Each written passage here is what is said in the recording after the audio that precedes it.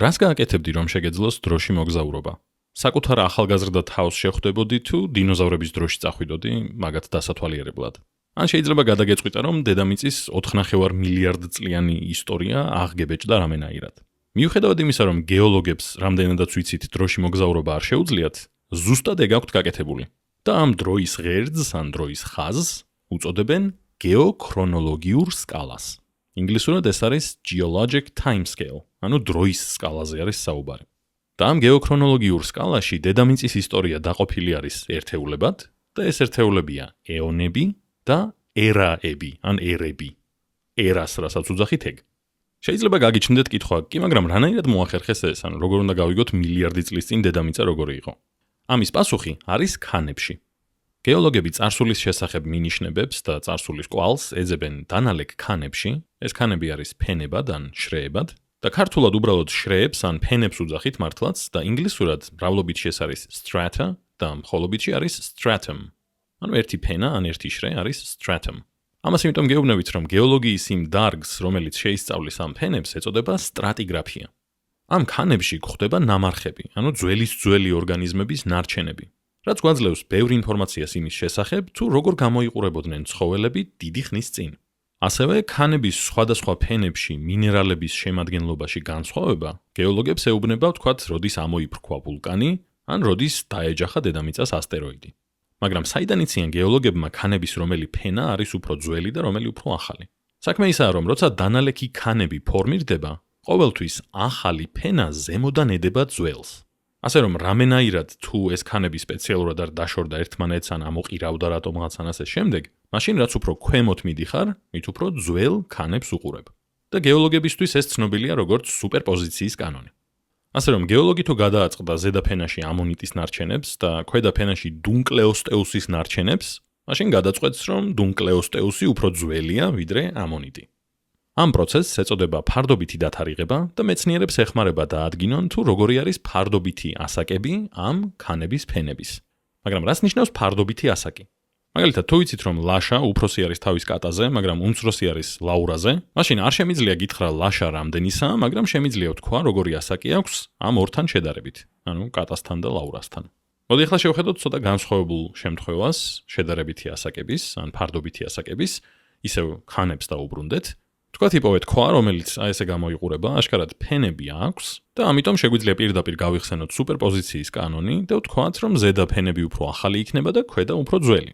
მაგრამ იმას რა ვუყოთ, რომ ცალკე სექცია არსებობს ამ ქვის, სადაც ყველა ეს ფენა არის გადაკვეთილი. გეოლოგები ამას დაუძახებდნენ და უძახიან მაგმურ ინტრუზიას. იმიტომ რომ ამისი ფორმირება ამ კვეთის მოხდა მაშინ, როცა გამდნარი ქვა შეიჭრა აქ და შემდეგ გაცივდა.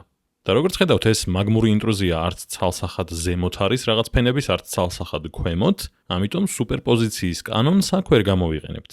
მაგრამ საბედნიეროდ გეოლოგებს სხვა კანონი აქვთ ამისთვის და ამას ინგლისურად ეწოდება Law of Cross-Cutting Relationships, რაც ქართულად იქნება გამჭოლი, გადამკვეთი ურთიერთქმედებების ან ურთიერთობების კანონი.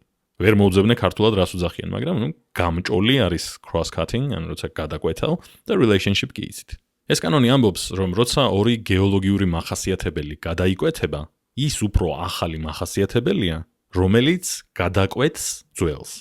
რაც ლოგიკურია, იმიტომ რომ ვერ გადაკვეთ რაღაცას ამ რაღაცის არსებობაზე ადრე. ამიტომ ეს მაგმური ინტრუზია, რომელიც გადაკვეთს ამ დანალექ ქანებს, უნდა იყოს უფრო ახალი, ვიდრე ეს დანალექი ქანები. და ამ ნაპრალზე რა შეგვიძლია ვთქვათ, რომელიც ყველა ფენას გადაკვეთს და მათ შორის მაგმურ ქანსაც. ისევ მიუბრუნდეთ Law of Cross-Cutting Relationships, ანუ გამჭოლი ურთიერთობების კანონს, არ ვიცი ქართულად როგორ უნდა დავარქვა, და მივხვდებით, რომ ეს უნდა იყოს მაშინ კიდევ უფრო ახალი, ვიდრე ნებისმიერი სხვა ფენა და თუნდაც ეს მაგმური ქვა. იმიტომ რომ მაგასაც გადაკვეთს. მაგრამ ინფორმაციას არ გვაძლევს მხოლოდ ქანები და ქვები, ასევე გვაძლევს ინფორმაციას მაგალითად ნამარხები. თქვათ წარმოვიდგინოთ ვითარება, სადაც გვაქვს ორი ქვა ვიპოვეთ და გავტეხეთ და ერთში არის რაღაც ძველი ორგანიზმის ნარჩენი ან ნამარხი და მეორეში არის თანამედროვე ორგანიზმის ნამარხი. მაშინ გეოლოგს შეუძლია დაადგინოს, ან ჩვენ თუ ვიპოვეთ, ჩვენ შეგვიძლია დავადგინოთ, რომ ახალი ორგანიზმის ნამარხი რომელშიც არის, ის ქვა იქნება უფრო ახალი და ძველი გადაშენებული ორგანიზმის ნამარხი რომელშიც არის, ის იქნება უფრო ძველი. კონკრეტული ტიპის ნამარხები განსაკუთრებით გამოსადეგია იმისთვის, რომ ქანის ასაკი დავადგინოთ, ფარდობითი ასაკი. ამათ ეწოდებათ index fossils. Fossil არის ნამარხი. ეს არის ნამარხები, რომლებიც მოიპოვება ან კონკრეტულ ტერიტორიაზე, ან კონკრეტულ გეოქრონოლოგიურ სკალაზე.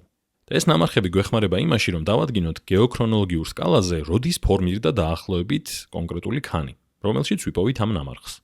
ასე რომ თუ ასეთ ნამარხს ვიპოვით ორ სხვადასხვა ქვაში, ანუ ერთნაირი ნამარხი არის, მაგრამ ორი სხვადასხვა ქანი გვაქვს, მაშინ შეგვიძლია ვთქვათ, რომ ეს ქანები დაახლოებით ერთ დროს ფორმირდა.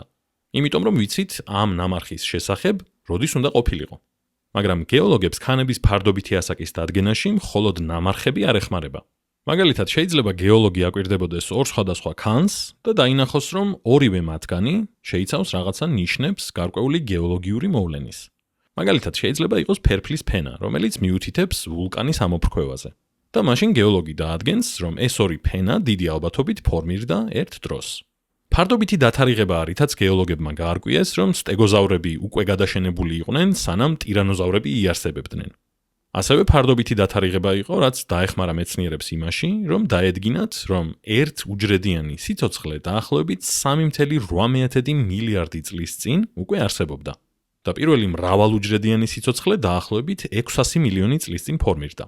ზუსტად ასევე დავადგინეთ, რომ თანამედროვე ადამიანები არსებობენ მხოლოდ ბოლო 200,000 წელია, რაც ზუსტად ბოლოში არის გეოქრონოლოგიური სკალის.